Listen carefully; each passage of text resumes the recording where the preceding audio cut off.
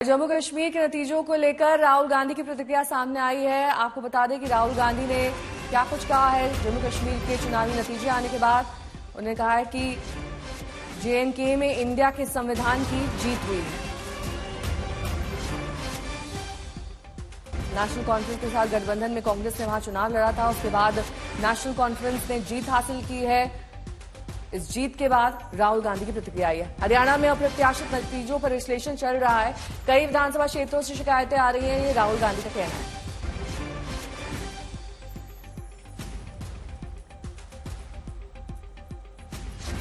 इसी को शिकायतों से अवगत कराने की बात भी राहुल गांधी कर रहे हैं। तो हरियाणा के नतीजे पर राहुल का बयान, जम्मू कश्मीर को लेकर भी, हरियाणा को लेकर उन्होंने कहा कि अप्रत्याशित जो नतीजे आए हैं उसको लेकर विश्लेषण हो रहा है। ईसी पर शिकायत यानी इलेक्शन कमीशन में शिकायत भी दर्ज कराएंगे, क्योंकि कांग्रेस पार्टी कई तरीके के सवाल उठा रही है। जैसे ईवीएम की बैटरी को लेकर के 99% बैटरी आखिरकार कैसी थी, क्या कोई खेल हुआ है, कई तरीके के सवाल अब कांग्रेस पार्टी उठा रही है और अपनी शिकायतों को लेकर इलेक्शन कमीशन का दरवाजा भी खटखटाने की बात राहुल गांधी कर रहे हैं।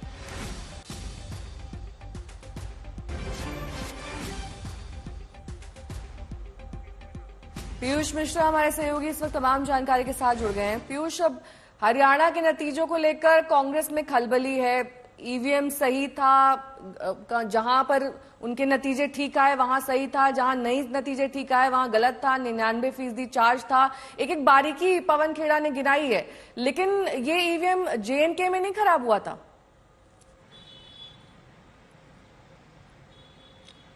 जी बिल्कुल, ये सवाल जो है कांग्रेस पार्टी कल से ही उठाती रही है। जब से नतीजों में हमने देखा, शुरुआती रुझानों के हिसाब से तो कांग्रेस पार्टी काफी आगे बढ़ रही थी और इस वक्त ढोल नगाड़े भी कांग्रेस के दफ्तर पहुंच गए थे। लेकिन जैसे ही 11 बजे और उसके बाद नतीजे रुझानों में बीजेपी को बढ़त मिलती नजर आई, तो हमने देखा कैसे ईवीएम को लेकर कांग्रेस के कई नेताओं ने राग अलापना शुरू कर दिया। पवन खेड़ा, जयराम रमेश, इन्होंने प्रेस कॉन्फ्रेंस तक की। उसके बाद जब नतीजे आए, उन्होंने कहा कि ईवीएम की बैटरी जो है वो 99% थी।